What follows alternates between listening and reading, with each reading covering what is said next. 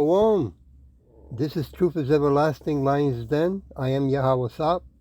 I camp our Lion Den, Hawan Ben Joshua in Jacksonville, Florida. But first, I'd like to give a prayer to the Father, to the Son, to the elders, to the archons, and to the women and children. Kal Halayim La, Yahweh Bahashem Yahweh Shai. Bahashem Ha Rokah Kodash Bahamath. In the name of Yahweh Shai, in spirit and holy and truth. Double honors to the 144,000 chosen elect. Double honors to the elders of GMS. Double honors to my elder Hawan. Salutation to the archangel on the four corners of the earth, and to the women and children's Shalom. Okay, well, things are gonna get worse as we Hebrew Israelites, the so-called Negros, Latinos, Negros, and speckled birds around the world doing the work in the name of Yahweh Shin Yahweh Shai, right? We keep telling our people that listen, wake up, right? Smell the roses, right? Stop drinking the Kool-Aid. Look what popped up on the phone here. Broke girls are living in their cars, right? That's terrible, okay? But this is the punishment, which is going to get worse for everyone, but also for the women of our people, right? I mean, you were taught, right, you so-called Negros, Latino, Negro, and speckled bird woman, that if you work hard, study hard, and get a degree, that you can have all the fun you want. Well, not even a degree is helping you at this time, right? Things are getting real, real ugly. Let me play a little bit of it. And the title of this lesson, oh boy, this is a part that our women don't like. 7 women for 1 man. Let's get to it. Living in their cars. That just makes sense about living in my car. Odd items to use the bathroom in. A safety defense items. Carbon monoxide reader. Baby wipes. Broke girls are living in their cars. Today's videos come from the Financial Coffee channel and as well the Christine Bicham channel. Both channels are linked in the description so you can go and check them out. Broke girls are living in their cars, and this is a very serious issue that's affecting a lot of women today. What are the implications of women living in their cars, especially as inflation continues rising and people cannot afford rent or even food for that matter? And what are the consequences women will be facing living in their cars? And how many more women could end up living in their cars because of a failing economy and men walking away from relationships and dating and going MGTOW or just MWA? Stay till the end of the video to find out the consequences women are facing. Before you pay to have your gutters you know how it is. Watch this. Leaf Filter Gutter Guards are a lifesaver. Till the end of the video to find out the consequences women are facing as the economy gets worse and more women are living in their cars. Now let's just go ahead and jump right into the very first video. It's made the most dangerous error as a solo female traveler who lives in her car. I've been doing this over a year and I've never made this error, but here we are tonight. And it's going to put my safety at risk. So I traveled to the PNW area from North Carolina for cooler car living conditions for summer. I've never been here before, and the time that I've been here, which has been well over a week, it's been down in the 50s at night, and during the day, never really above 85 degrees. Well, I come out of the movie theater tonight, it's 103 degrees. And I'm like, okay, it's going to go down when the sun goes down. It's going to be in the 90s. So I'm going to have to figure out how to sleep in my car in 90 degrees, which is going to be even hotter because I'm inside my car, which I don't recommend this. And I'm posting this video so that maybe another solo female traveler can be unlike me and remember to check the weather consistently, regardless on where you're at in the U.S. Okay, game plan. I came to a Lowe's parking lot hoping there would be other nomads here because there has been the other times that I'm here, but there's really not anyone here. I was hoping that maybe, I don't know, it'd be a little safer. If something happened, I could have other nomadic people around, but there's one guy in an RV and then one other car. guys, I think it's time I share with you a little bit more about myself. I'm usually a pretty private person, so I've been hesitant to give away personal details to the entire internet. However, I am trying to build a like-minded community on this channel, and I feel like in order to do that, I need to give you guys my history and why I do what I do. So here goes. Even as a child, I was really independent and liked being in control of my own world.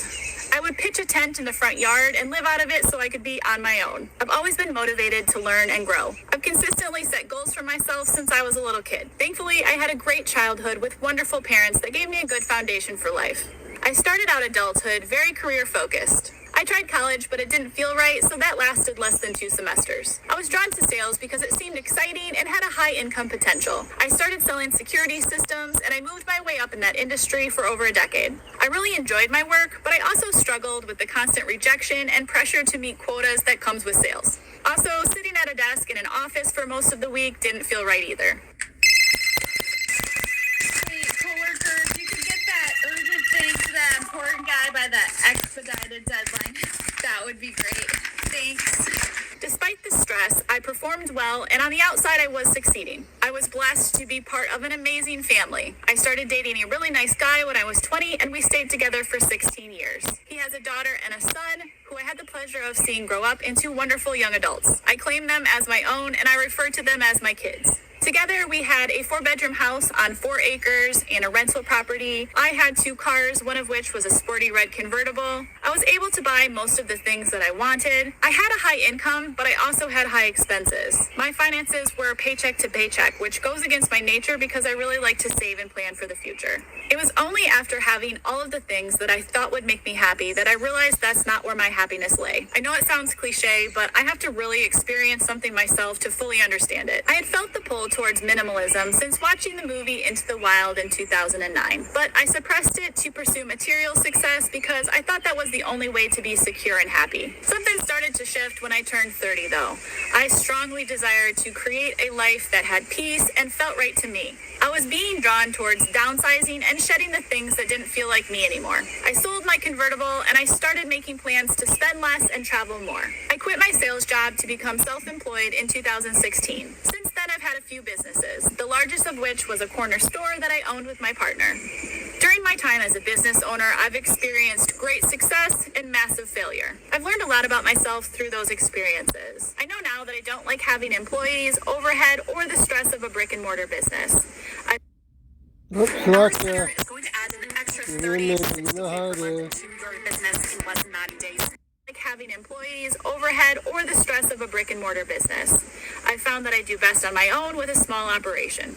After my partner and I amicably split ways in 2021, I moved into my van in my parents' backyard.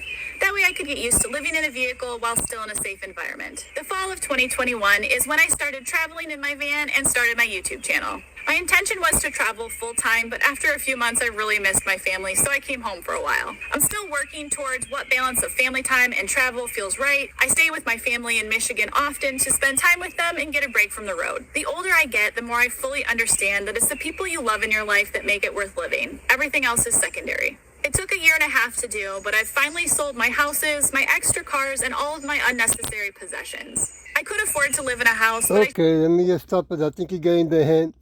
You know, some women have it made, right?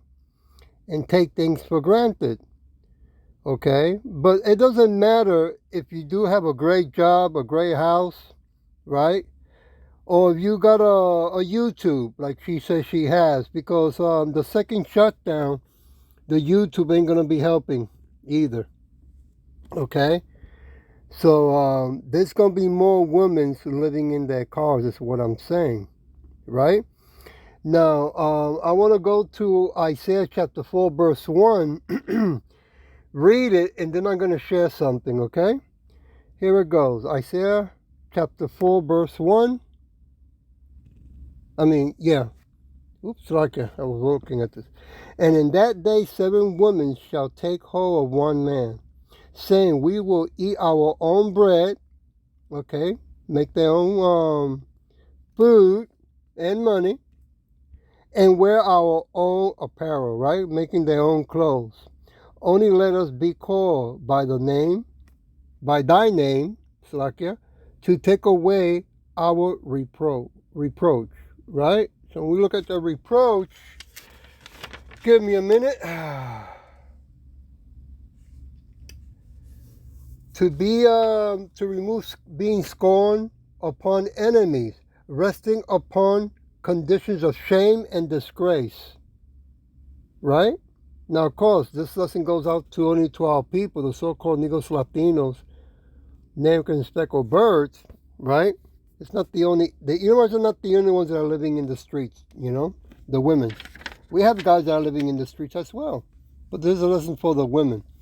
Now, the question arises, why in the world, right, God, as people like to call them, especially our people, why Yahweh and Yahweh Shai, right, is saying that there'll be 7 women for one man, right? Is it any man? No. Is it any man with a lot of money? No. It's only the Hebrew Israelites who have been called, right? The 144,000 chosen elect. You see? That's number one. Number two, a lot of our women have a hang-up of this issue or this topic about a man having more than one wife, right?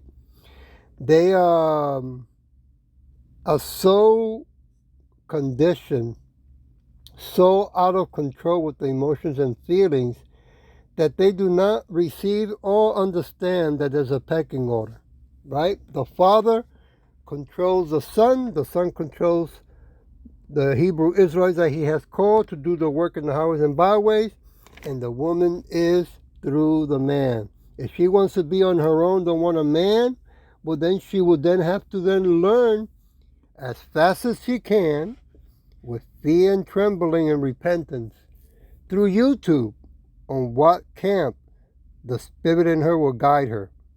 But understand this, that that's the path you want to go. You cannot be jumping around and having sex with different men. Okay? That's the way that goes. Whether you accept that, whether you like it or not, it doesn't change or stop anything. I want to go to Isaiah chapter 2, verse 11. Give me a minute. The lofty looks of men, right? The pride of men or women shall be humble, and the haughtiness, right? High pride of men or women shall be bowed down, and Yahweh alone shall be exalted in that day. That's how serious things are going to get, right? We're getting closer every day, right? 2025 is around the corner. Things are moving faster as it gets closer for that second shutdown.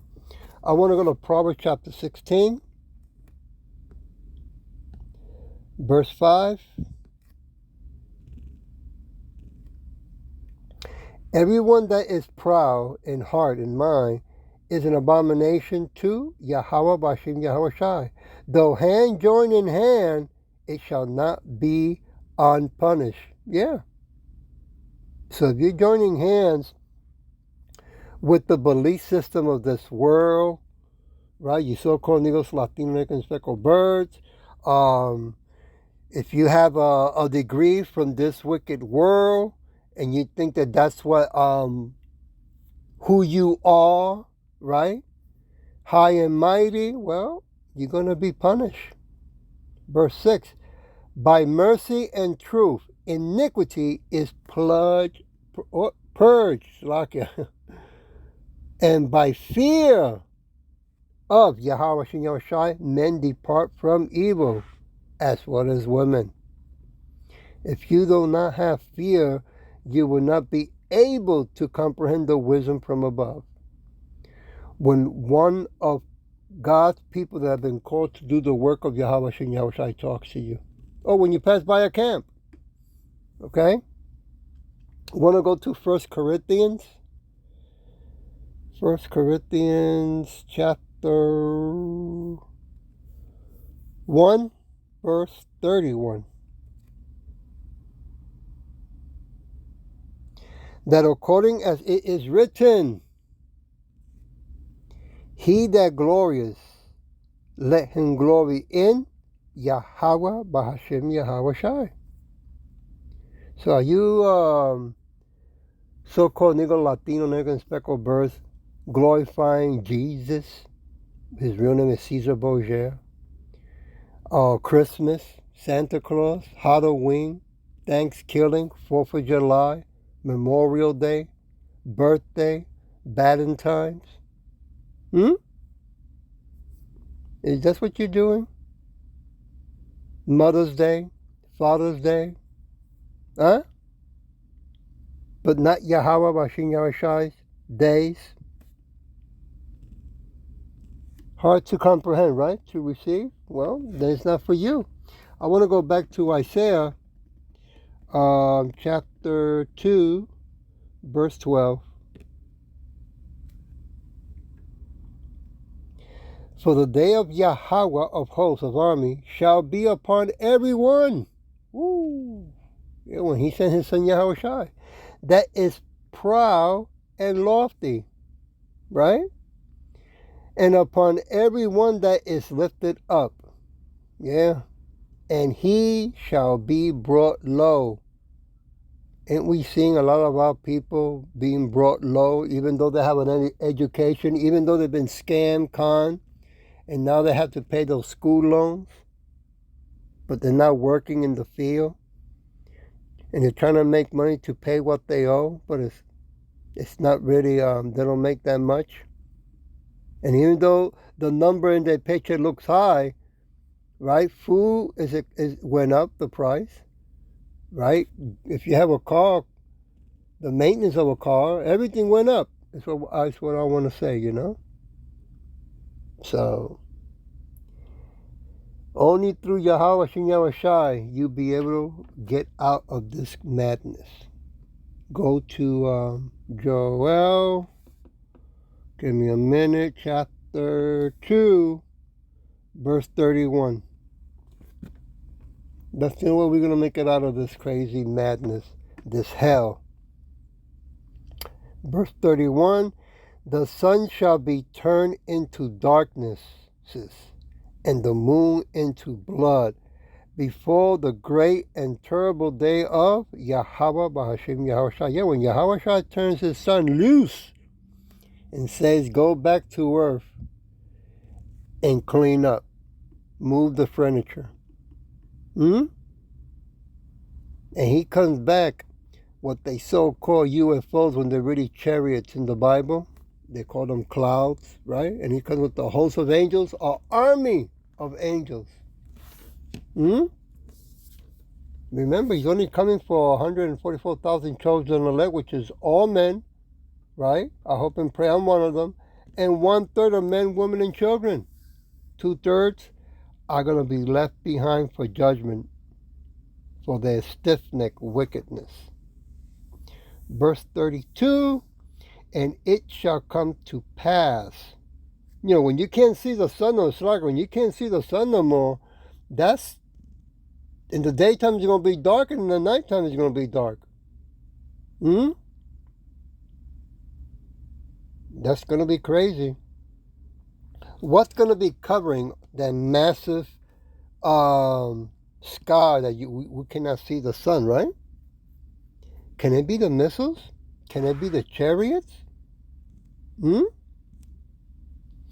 Verse 32, and it shall come to pass that whosoever shall call on the name of Yahweh Shai shall be delivered for in Mount Zion, right, from the governor of Israel, the ones that are called to do his work that are chosen, the 144,000 chosen elect, and in Jerusalem, that means the new kingdom to come from heaven, the new Jerusalem, shall be deliverance, as Yahweh has said, in the remnant whom Yahweh shall call.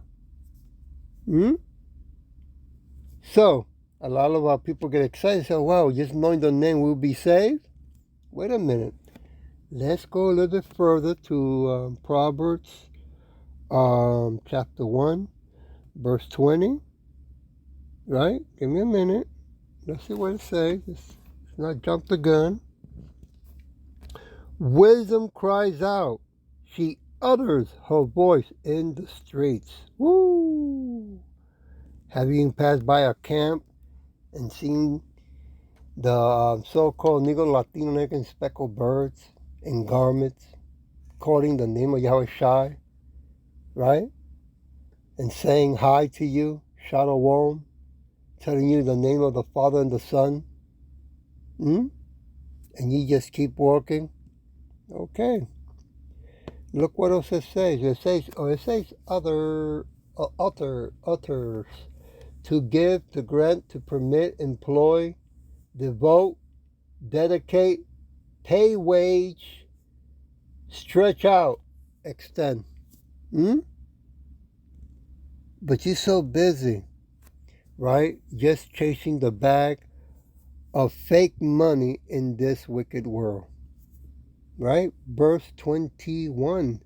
She cries in the chief place of concourse, right? In the areas of government buildings, in the streets, in the opening of the gates, in the cities, she utters her words, saying, verse 22, here it goes. How long, ye simple ones, will ye love simplicity? And the scorners delight in their scorning, and fools hate knowledge.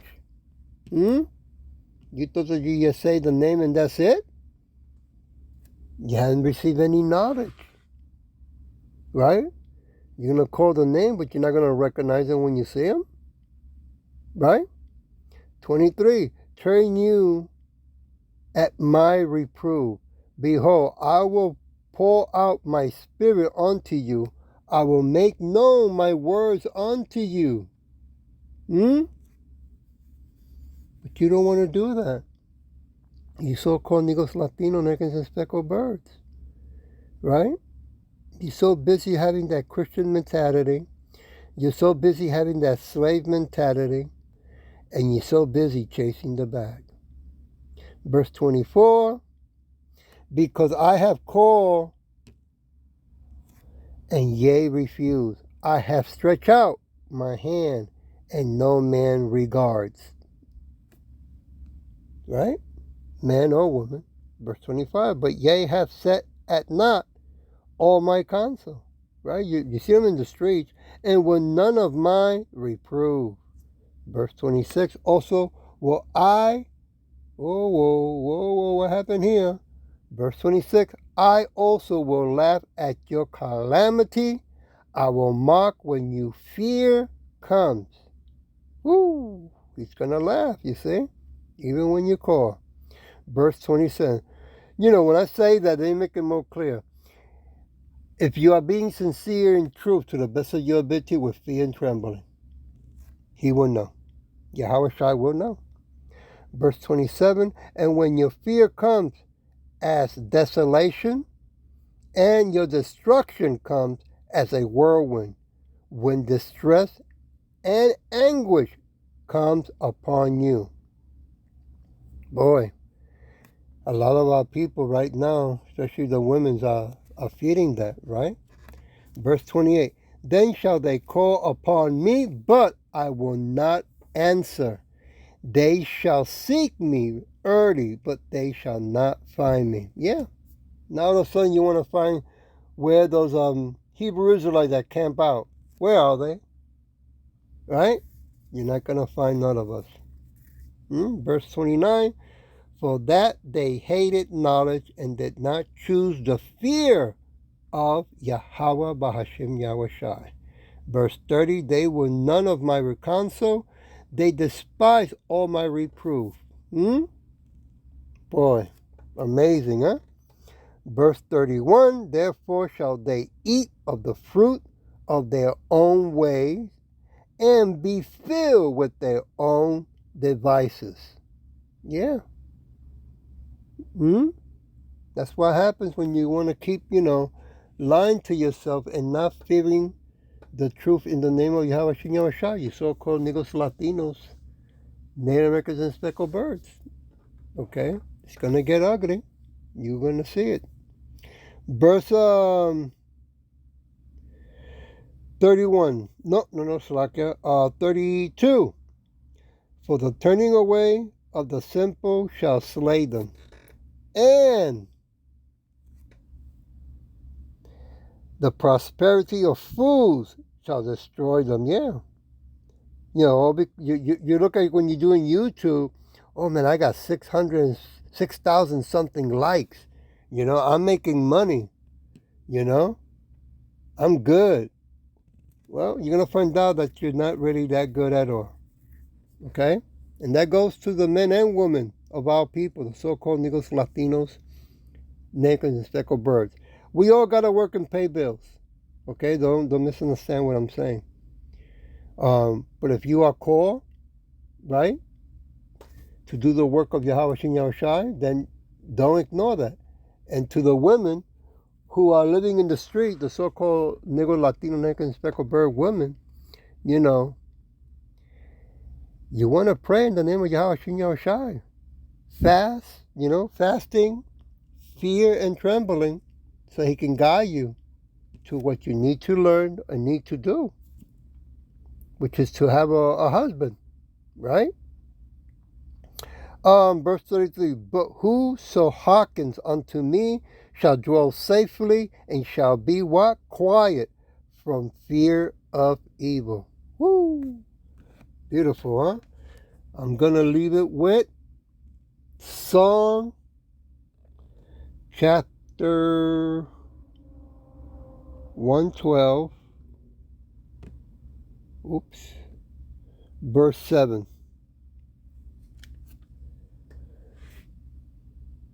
He shall not be afraid of evil tidings, right? Let's see what that is. That's tiding, report, news, rumor, doctrine, right?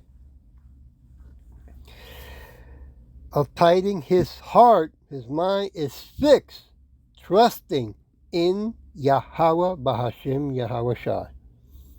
Right? Not in the money of this wicked world, not in your degree, not in your job, not in the Edomites, right? Remember, in Job chapter 9, verse 24, the earth is given to the hands of the wicked, right? So this world has to go bye-bye. That's what's going to happen, right? World War III is around the corner, by the way, in case you forgot. I hope that this was edifying, and with that I say, Shalom.